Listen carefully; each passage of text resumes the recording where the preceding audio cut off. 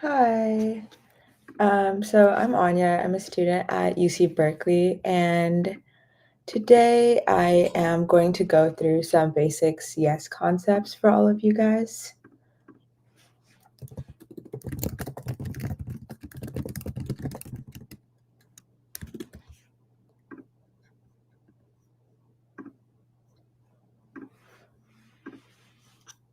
So the first one is a program for Hello World. So for this one of the most fundamental kind of concepts in CS is like the print statement. You use that to kind of help troubleshoot and understand what's going on. So for this one, it would just be print hello world, and then you would run it, and that would kind of be what comes out in the terminal. So when you're doing CS, there's two parts to what you're using. The first is the IDE, which basically is the interface that you're able to edit on. And then the second part is the terminal, which is at the bottom, which actually outputs the results that you are going to kind of be aiming towards in your IDE itself. So now that we kind of have shown like how to print in the console, we'll go into the next question. So this is an even or odd checker. So in this program, we want to basically use this modulus operator, which is very important because it kind of is able to check if a number is divisible by 2 or not. If the remainder is 0, then the number is even. Otherwise, it's odd. So for this program, what we're going to be doing is kind of using this operator to check if a number is even or odd.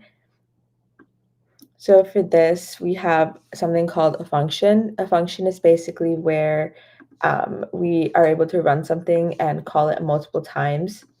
It kind of helps with making sure that everything is kind of in one place and more organized. So if you have a statement, you don't need to write it a bunch of times over and over, but rather you would write it in a function and then call it later again.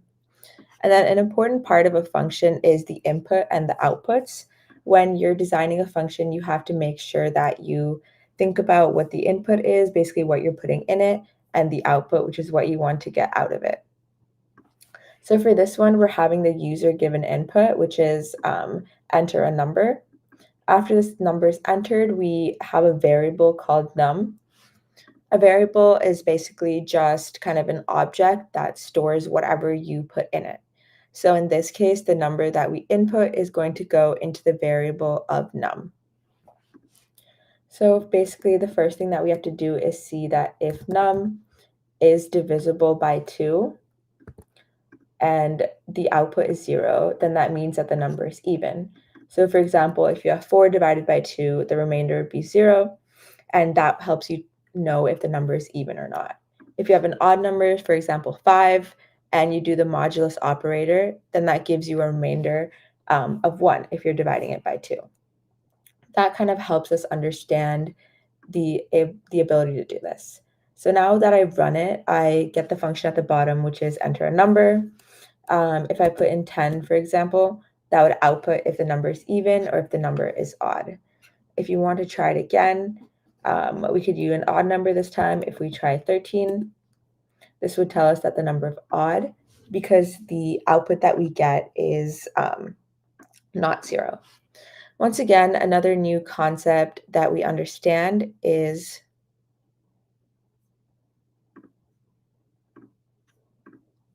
Another concept to understand is the concept of if and else operators. An if and else operator basically tells you that if this condition is true, then proceed with this function, versus if another condition is true, then go with that function. So in this case, what we would aim to do is see that if the number is equal to, if the remainder is equal to 0, then print that the number is even, else continue with odd. Once again, if you guys have, any questions or comments, feel free to type it in the chat. I'll be answering your guys' questions, and if there's something else that you want me to focus on, I'd be happy to go ahead and do that. Next, we'll be going on to our third program, which is the sum of numbers. So in this, the new concept that we're using is using a loop to repeatedly add numbers from 1 to 100. This is an important concept in CS of for loops. Oftentimes in CS, we're doing this to kind of automate things using computer program to make something speed up and go faster without us having to manually do it. A really important concept for this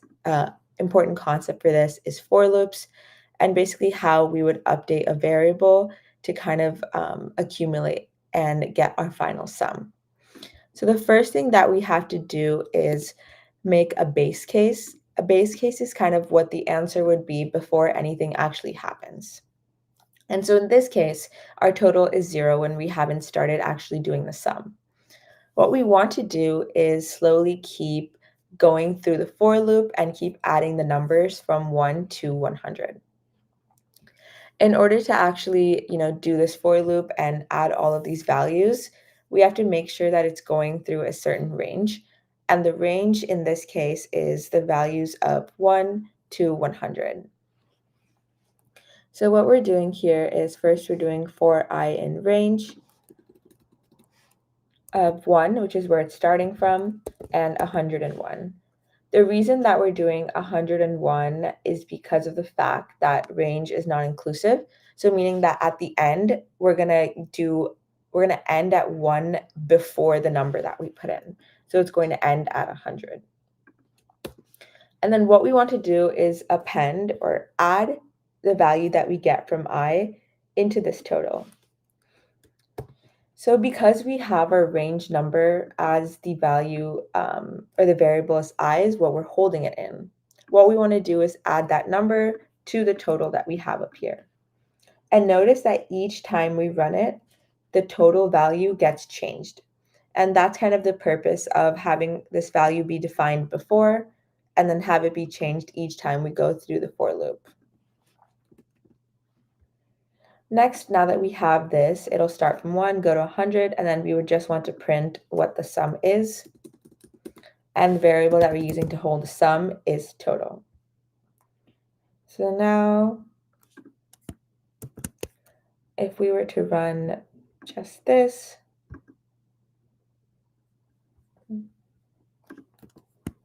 let me comment out everything we've done before. Yeah, run this. This would give us a sum. So now if you kind of want to see how this would be able to work, what you can do is have it total be printed each time so that you're actually able to see how this is incrementing. So if we want to do a smaller number and actually see how total is changing each time, it shows how we start at 0 and then it goes to 1 and then 3, 6, 10, 15, 21, and how it keeps incrementing and changing the value of total as we go through this. Does anyone have any questions?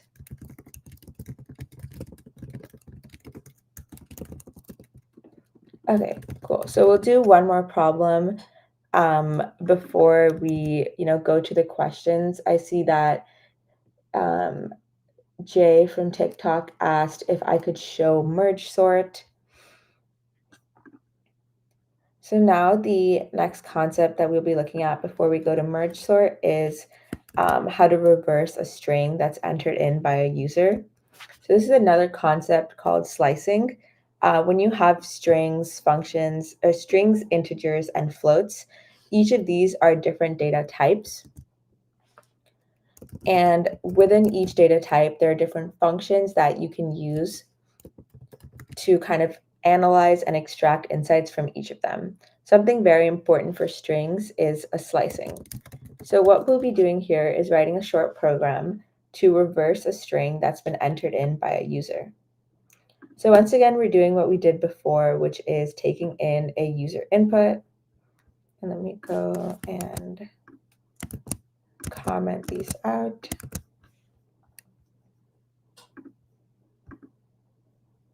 So the user will input a string, and then we have to figure out how we would actually be able to reverse the string using slicing. So there's syntax for slicing that includes taking in the word and then using this notation, the bracket notation, to reverse a string. So what we would do is put in the index that we want it to go towards. So as you guys know, when you're indexing a string, you start with index 0, and then you kind of increment up from there.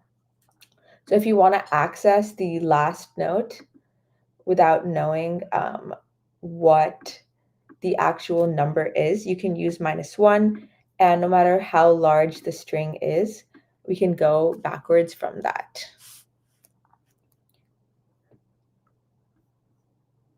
So once we have that reverse string, we just want to output this, and then we would be able to print it out. So if we have hello, it'll just reverse that, because basically what it's doing is it's using this slicing to take the last object, print that out first, and then go from there up until there's nothing left. I don't know if that makes sense. If you guys have any questions, once again, type it out in the chat and I'll be able to help answer. So now the next question that someone had was on merge sort. So I'll make another practice problem here for merge sort. So basically what merge sort is it's an algorithm that is able to sort a list of numbers. Or here's the problem that we're going to be doing. An algorithm that sorts a list of numbers in ascending order and use merge sort. So first off, what is merge sort? So this is the divide and conquer algorithm. The reason that we would use this over the other ones is to kind of help speed up the breakdown of how we're going through our list and array. So like how we did before, when we had a word, we kind of indexed it and went one by one. But if we have really, really long lists, it's inefficient to do that. So this is where we kind of look at sorting algorithms to figure out how to help break down our lists into smaller and easier to handle problems. So what this does is it divides the list into smaller sublists until each sublist has one event, has one element. And this is the most useful for sorting numbers.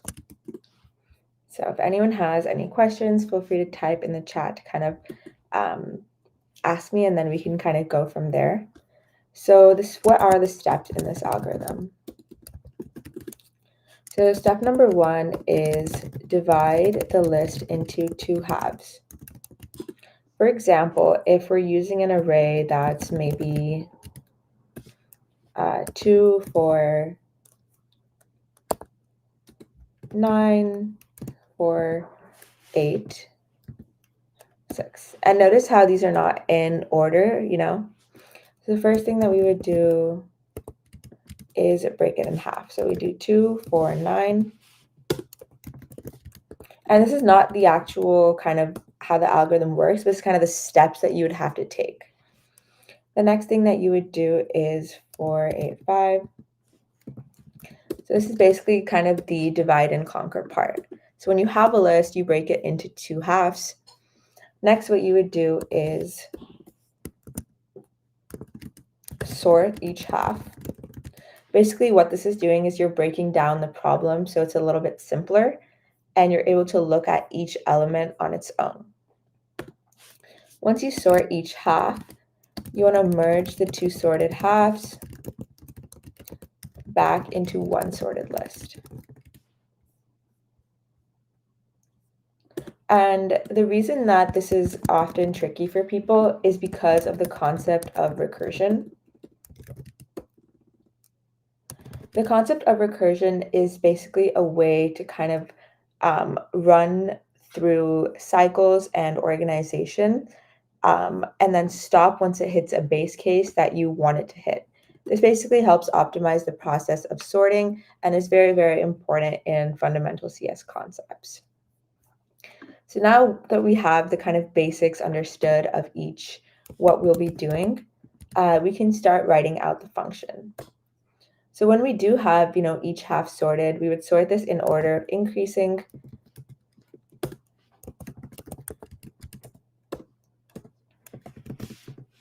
And then we would keep going until each of these are on their own in an order, and then combine them back into one sorted list to get our final answer,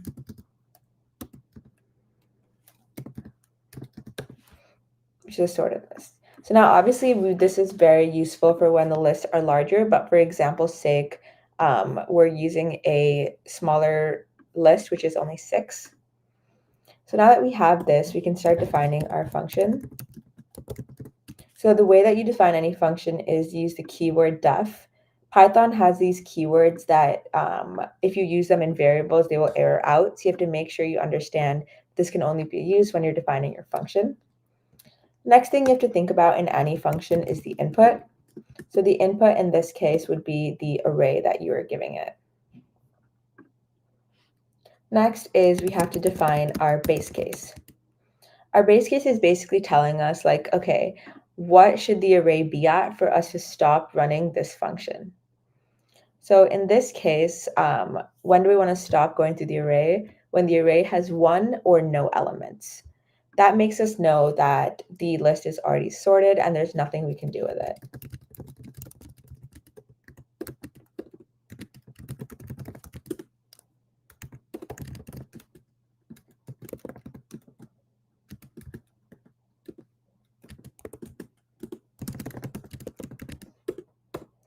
Another key word for functions is the return. So a function kind of exists on its own, and if you don't actually give it anything to return, then the function is not going to give you anything back to use later on in your code. So making sure that you have return statements is important in any kind of variable or content that you want to give back in your function. Next, as we indicated above, is step 1, which is splitting the list into 2 halves.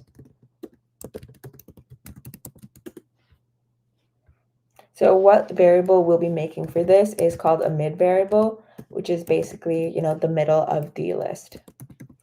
So in this case, when you're giving a function, a variable, and you don't know how long it is, you want to basically be able to calculate the length without kind of hard coding it, which is giving it a number. So a very useful function, as we looked earlier, we saw range. Another one is len. Length basically gets the length of the array. So for example, if the array has 6, the len output would give 6. Versus on the other hand, if we were to use range would give you numbers going from 1 to 6. So in this case, we would use length because we want to get the length. Next, we would use this operator to kind of split the list in half. This is similar to the operator that we did earlier above, which is the modulus operator.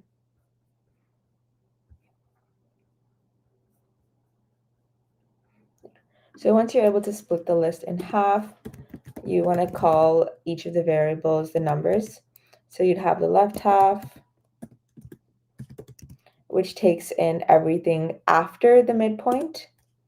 And then you would grab the right half, which takes in everything before the midpoint.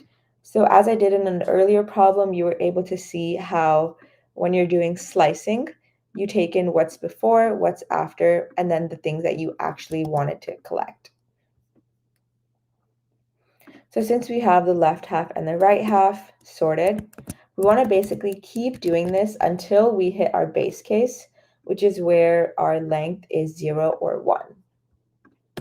So now is where the tricky part comes in, which is recursively sorting both halves.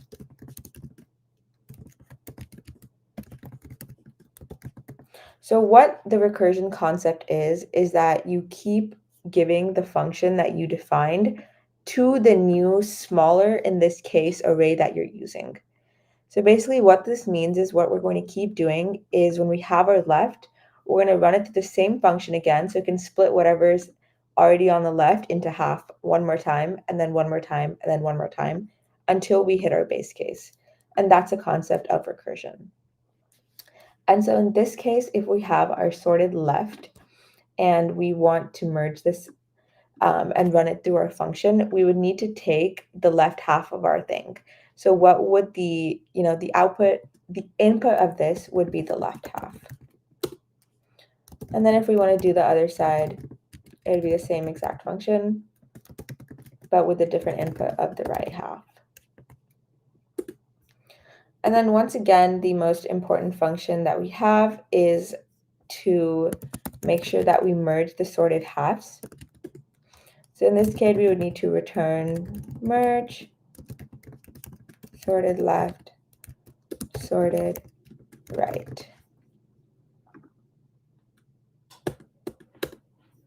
And so now that the concept of this is having to merge the two functions with the final list that we have, we would have to, in this case, use a helper function to understand how to merge these two sorted lists.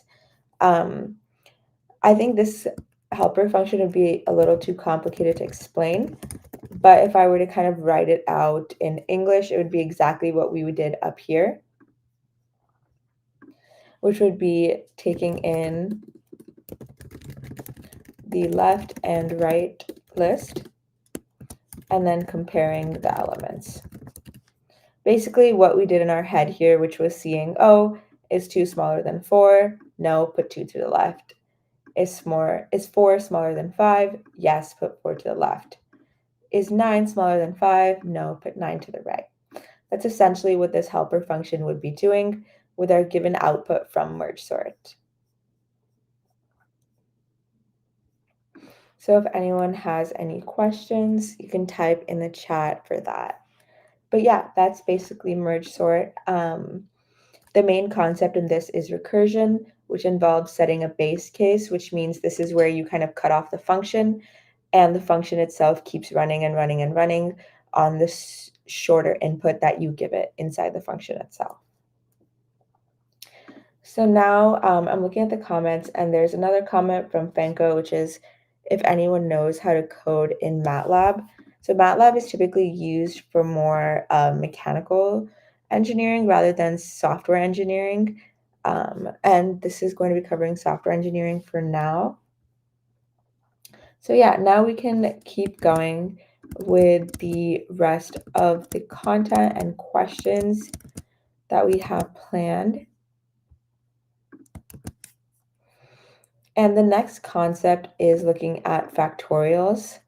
So in terms of what a factorial is this is a product or multiplication of all integers from 1 to a given number.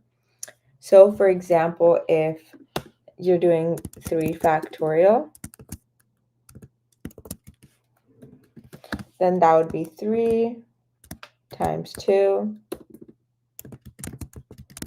times 1, and that would give you 6. So basically in this case, what you're doing is kind of going backwards from the final number and then going down all the way to 1 and then multiplying all of those numbers together. So now in terms of how we would do this is the concept that we learned in the previous problem is recursion. This is basically where a function calls itself to calculate the next number. In this case, we have to first define what our base case would be. If anyone remembers from last time, the base case is essentially where we know that the function is over and it's time to end it. So in this case, if the number that we're given is 0, we know that it's time to end our factorial and just return the value of 1. And then in terms of the actual math that we'll be doing, if we're looking at the value of n, which is the number that we give it, so for example, if that's 3, and then we're multiplying it by the factorial of the number that's 1 below it, that would be n minus 1. If you want to kind of think about this in English, the number that we're taking in is 3, and then we're multiplying it by the number that's 1 less than 3, which is 2. And then we check the next value. Is that value 0? No, it's 1. So then once again, we go back here, we do 2 times factorial of n minus 1, multiply that, and then that will give us 6. Essentially, this concept of recursion is looping through a function, except you're changing the input value, and you're saving that somewhere else. In this case, what we're doing is using n as our input value, modifying it every time, and then using that to help understand what we're doing. I see someone in the chat said, can you go over how to input a file? And yeah, we can go over that. Once we do this palindrome checker, which I think is very similar to the previous one, we'll be able to then go into looking into how to input a file. So now if we have our palindrome checker, we want to write a program to basically check if a string is a palindrome. Just for some context, a palindrome is a word or phrase that reads the same backwards and forwards. So for example, like race car, RACECAR, that is the same forward and backwards.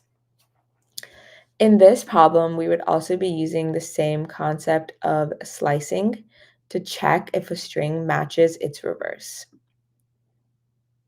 So the first thing that we're going to do is once again take in our user input. In this case, we're entering a string to check if it's a palindrome.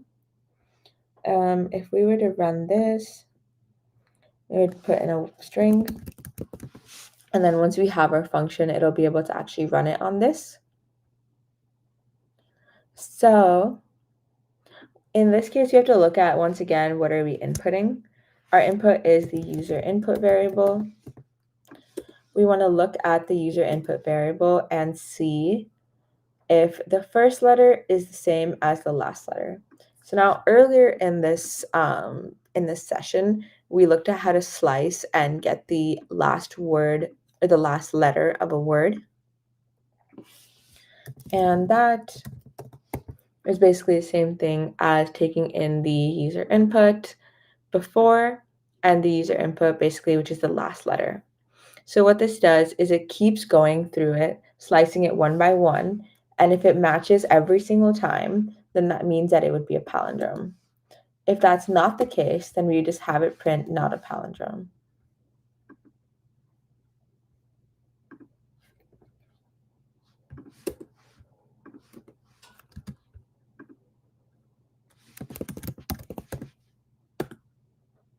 Yeah, if we were to try this again with a word that's not a palindrome, then that would show that this is a word that would not match up with, like each letter would not match up from the beginning to the end. Okay. Now for our next question, which is looking into how to input a file. Let me prepare a small sample file that we could use.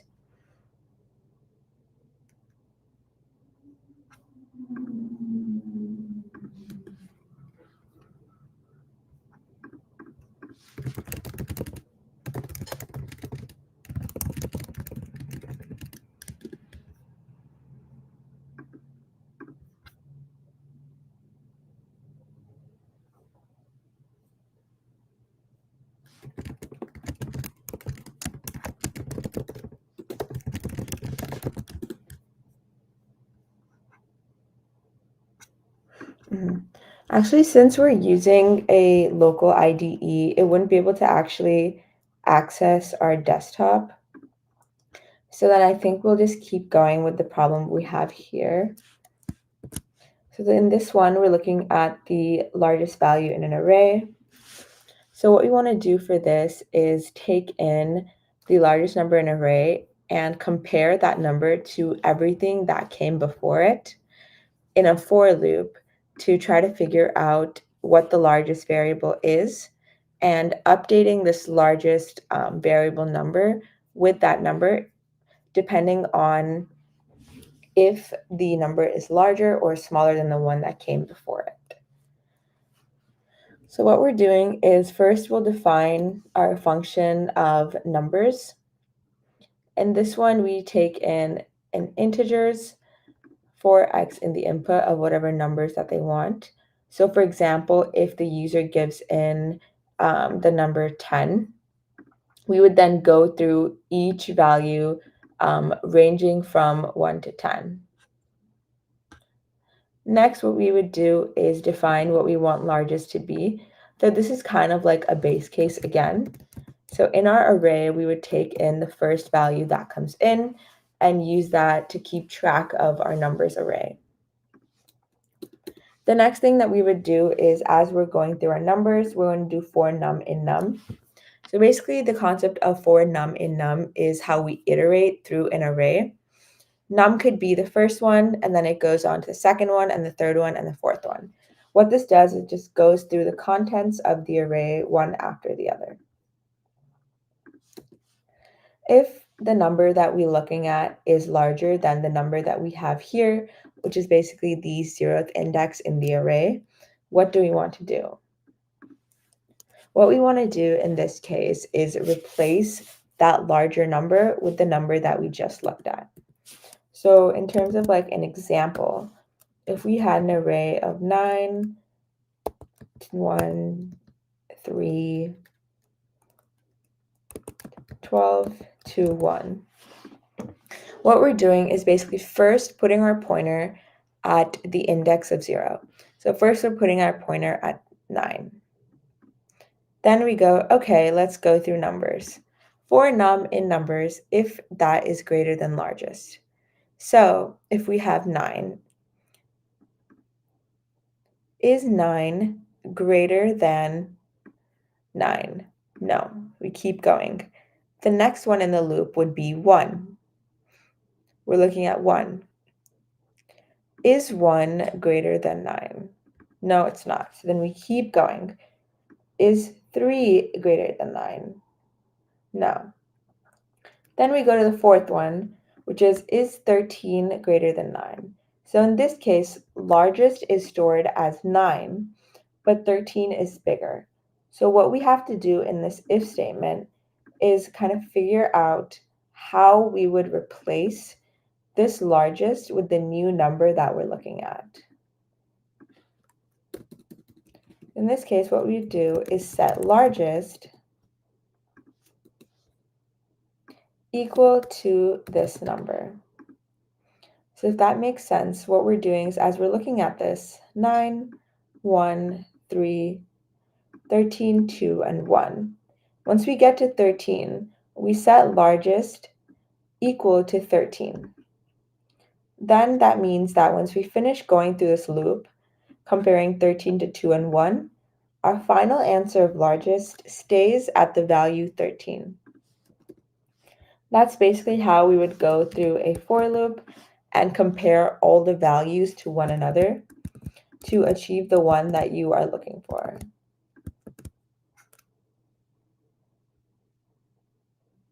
Now, our next example is also a pretty important concept in computer science. So when we have object-oriented programming, what we're doing is basically grouping variables together in this concept of classes. So what we're doing in a class is basically seeing how to kind of make variables that are correlated to each other and have these like objects basically have their own instances and attributes. An instance is when you basically create a class, and an attribute is the variables and the methods that are associated with it. So in one example that's pretty common is we'd have students and classes. What we would do in this case is look at a class called students, and we would want to basically give each student an attribute and a grade. So the special thing about classes is that you can basically use it as a template. So when you have a template of a class, you can use it later on to create multiple students that have the same attributes. So for example, if you make a student class, you would say that, okay, every person or every object that's a student must have a name and a grade. And what you can do is make multiple names, multiple grades for each object. So the first thing that you do when you're making a class is you use this class function.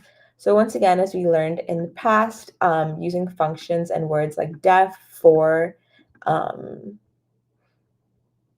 so on are kind of words that you use to define things. Class is also the similar word. Along with that class object, there's a way to define it, which is this function called def_init, which is basically initializing.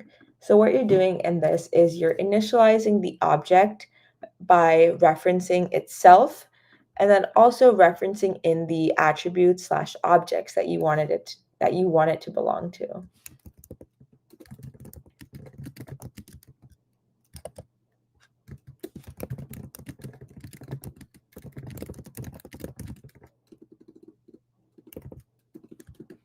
So what we're doing in this case is, since we wanted to have the attributes of name and grade, the first thing that we're doing is making sure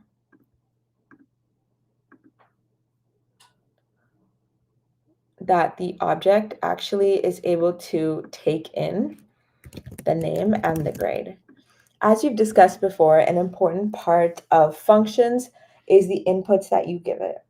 In this case, the inputs that we're giving it is itself, the name, and the grade that it belongs to. So then what we're doing is we're basically defining each of these. So if we have self.name, we want it to basically take in the name that we're giving it. And if we have self.grade, we want it to take in the grade that we're giving it.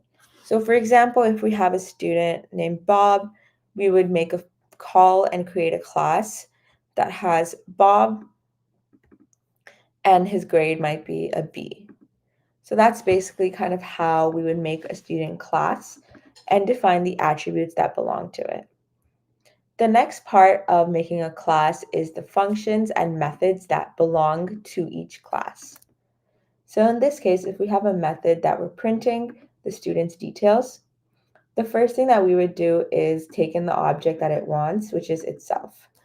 So in the concept of classes, when you have a method, you need to make sure that you understand which object it's actually pointing to.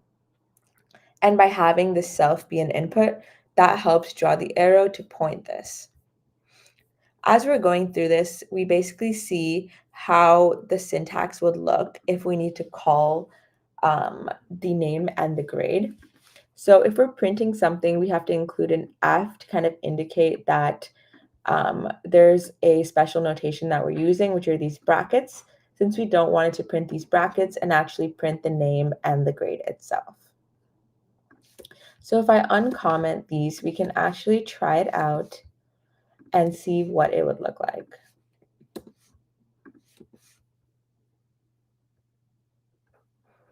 So now after we've defined everything, we want to make sure that we know how we would actually call this.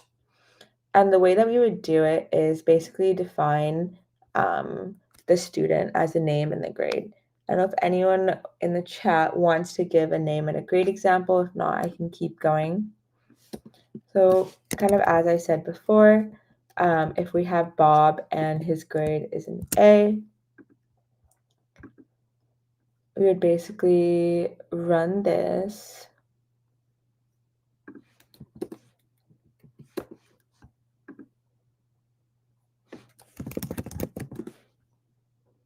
And when we print the details, we get exactly that. We get Bob and we get his grade.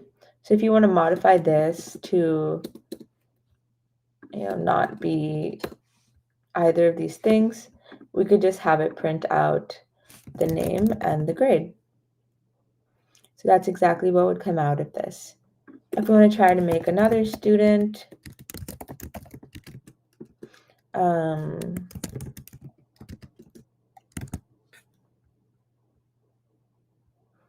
and then we can name her Alice. We can do student Alice dot print details. Yeah, so basically now what we're doing is, since we instantiate a class, within each class, there are attributes and there are methods. The methods are the functions that belong to each class. And from there, we basically are able to create multiple objects of the same class and print out all the details for them.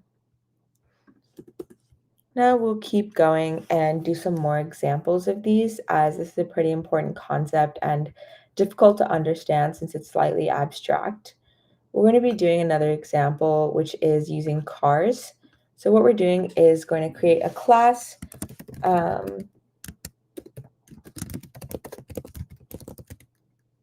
represent a car with attributes of make, model, and year.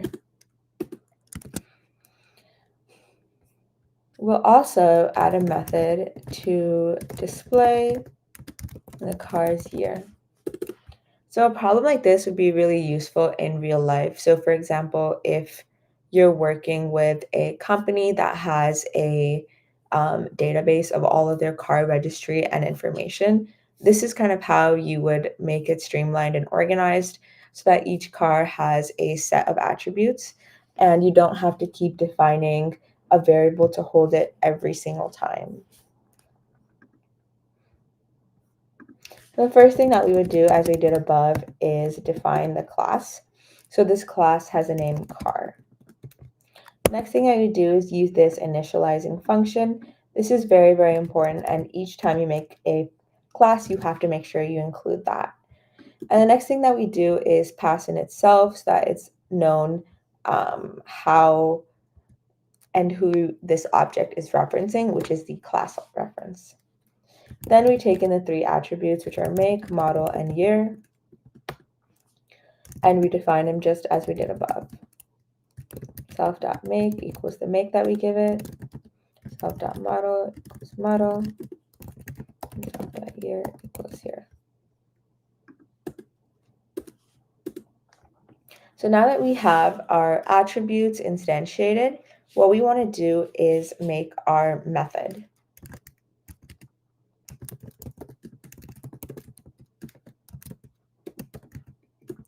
So in our method, we basically call what we want our method to be. A method is another way to say function that belongs to a certain class.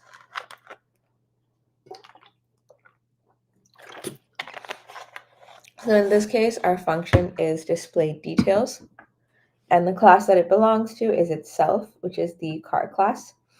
Also note that when we do indentation, that means that the functions and the methods belong underneath the position that we put it at.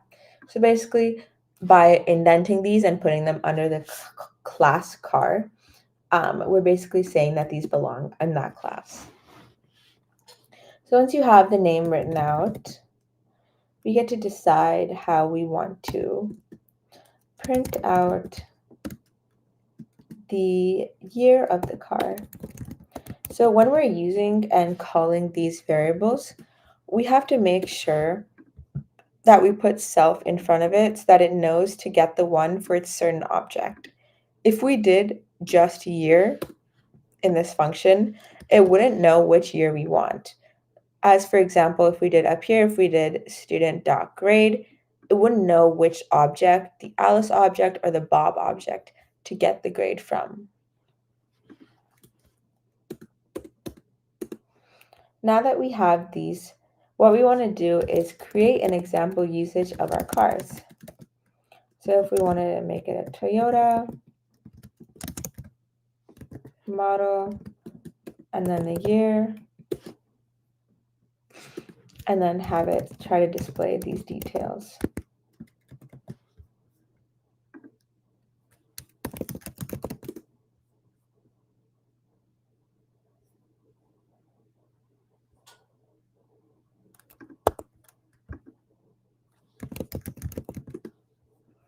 Then our output would be car 2020, as we've defined our function of display details to be the year that this car was made. Note that you have to make sure that the variables match up precisely when you're doing these outputs and these functions, or else it's not going to show the correct one. Also, once again, as I mentioned before, this F statement is important as it makes sure that we're able to get rid of these brackets and output a clean result of the car. We'll do one more complicated car problem, which has more of operations, as you can see how these classes are used in real life again. So this problem is going to be looking at banking. We're going to basically make a bank account with attributes such as the account holder, the balance that's in it, and then once we have the account holder and the balance,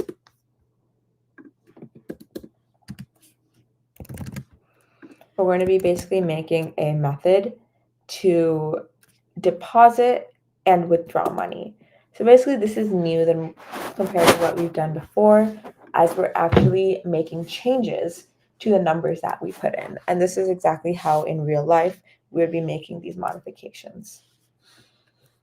So these methods that we're using would be deposit and withdraw.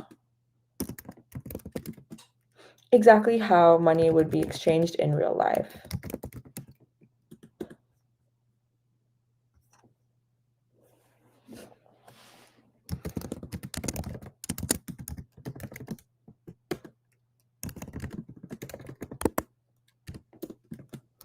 Once again, we're going through the same process of how we defined this before, where we make sure we initialize our class and give it the attributes.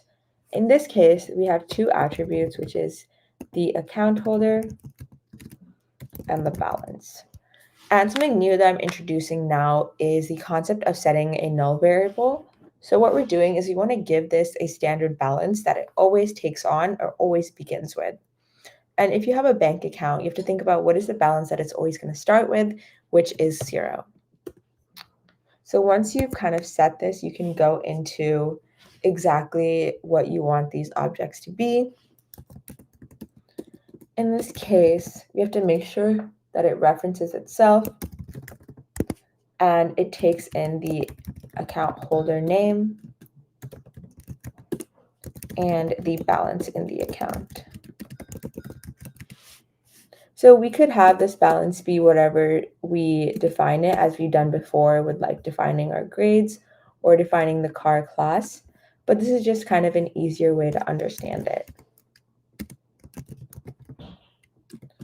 The next thing that we would do is define our deposit and withdraw functions.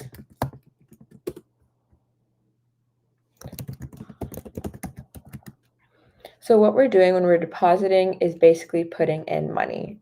And what we did here was create a new variable. This new variable is called amount. What we're doing in amount is giving the amount that we added to our deposit. And then what we have to do is make it a positive add to our balance and also make sure that we redefine the amount to be what was added in. And then we would want to print exactly what the amount is.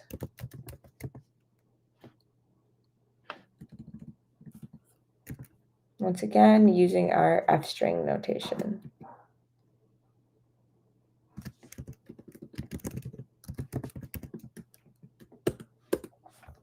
And the same thing that we did for deposit, we similarly want to do for withdraw. So in withdraw, except this time it's going to be a negative amount that's get added. So we're basically going to be subtracting. If amount is greater than the balance, then we want to make sure that we're not able to withdraw that, because if we're asking for more money than is actually in the bank account, there's nothing that we can do about that. So once we kind of have that base case, basically where we check, we then go into the next part of it, which is looking at the else statement. This is basically just what we do when all is good, there's enough money, and we can actually subtract and equate that new amount.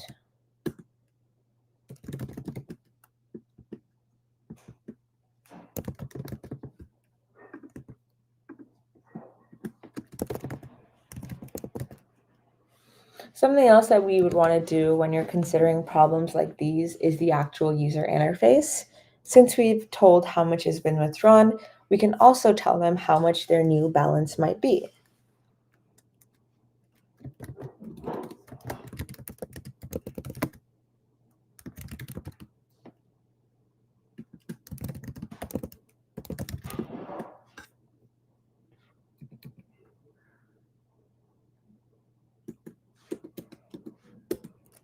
So now that we've defined both our instance along with the methods that we would use on it, we can then go into the example usage of how we would call this. So as we've kind of done in our earlier problems, we would define what we want our variable to be and create an instance of that. So for example, if we're making an account or a bank account, we would say what we want the name to be and the amount that we wanted to start with. So just that itself, adding maybe 10 or 100, we can then see what the output would be.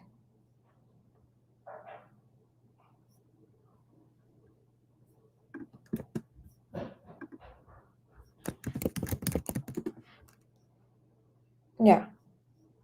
So we have 100 deposited. And what we want to do is also add a comment for this to show what the new balance is, as we did before. The reason that this would work is because over here, we're updating the self.balance amount with what we need to include. So since it started out with 500, we added 100 in our deposit. It said that we deposited 100 and then our new balance is 600. Also note that when you're using the same object, you can make constant changes and it'll keep updating the memory that it had before. So now, for example, if we wanted to withdraw 550, it would withdraw it from the 600 amount and give us 10 left over. Or 50, my bad. So 600 minus 550 would give us this new amount. So that's an important thing to note when you have the same object and you're doing all of these operations on the same object. That would keep in its memory the previous results. Now, before we end, we'd kind of do one last problem. Something that I did want to mention is we have a QR code on the screen for any of you guys to reference if you want to subscribe or get any more information about Chegg and its tutoring. That would be super great to check out. So now for our final example, we'll have this be sort of short and talk about a new class that we'll be building for dogs. Here we would want to experiment a little bit more with the methods and kind of be able to see how the objects can actually interact with each other. So what we want this to be is have the attributes of the dog name and the breed, and we want the method to be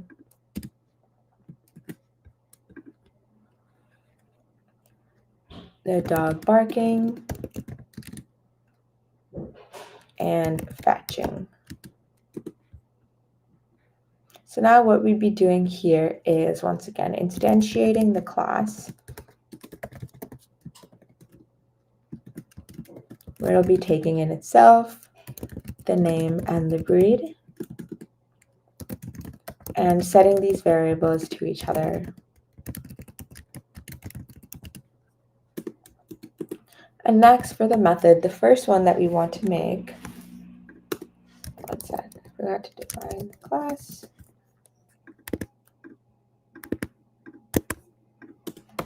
So the first method that we want to make is the bark method. What we'd be doing here is passing in itself as an object and indicating what we want to happen when this happens. So what we can do is have this dog print bark, and then we can say that this dog name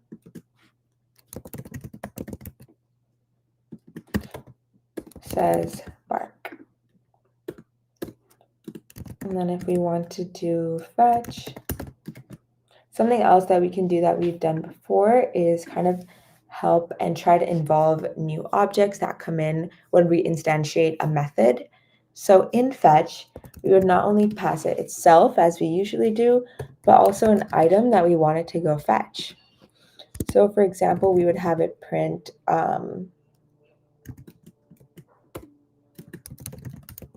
this dog is fetching this item.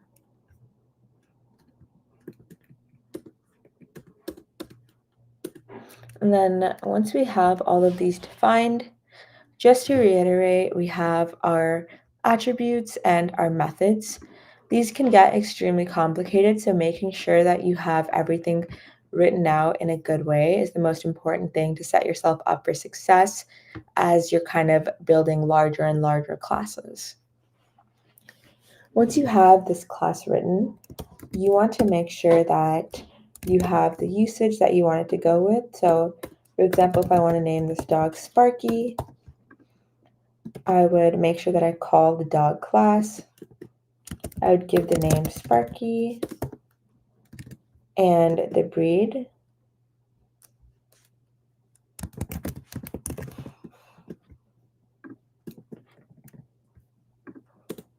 And then understand that once I have this class, if I want to actually call any methods on it, I'll be able to do that by doing the object dot the method.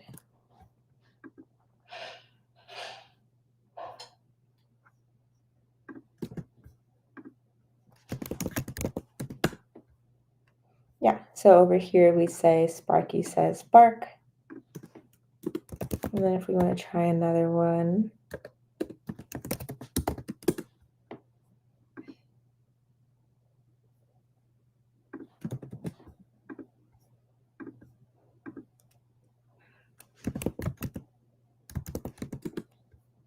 yeah. So notice how when I called fetch, it didn't let us work because we were missing a positional argument, which was item. So now say that I wanted a default. For example, I wanted a default item to be ball. I could set that up in my actual fetch function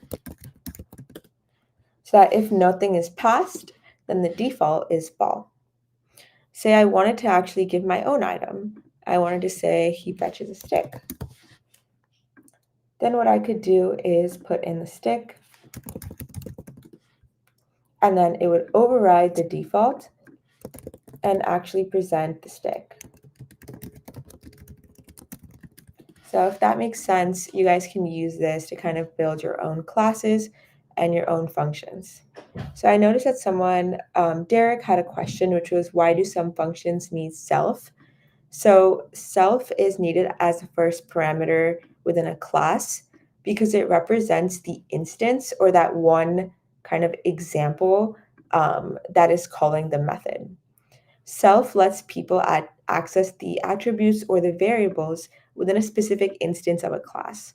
For example, you could make multiple dogs, but when you're calling Sparky, you want to make sure it calls the attribute on Sparky itself and not a different object. Without self, the method would not know which object's attributes it should refer to. I hope that helps. But yeah, thank you so much for coming and joining our live stream. Once again, we have the QR code in the corner. Yeah, see you guys next time.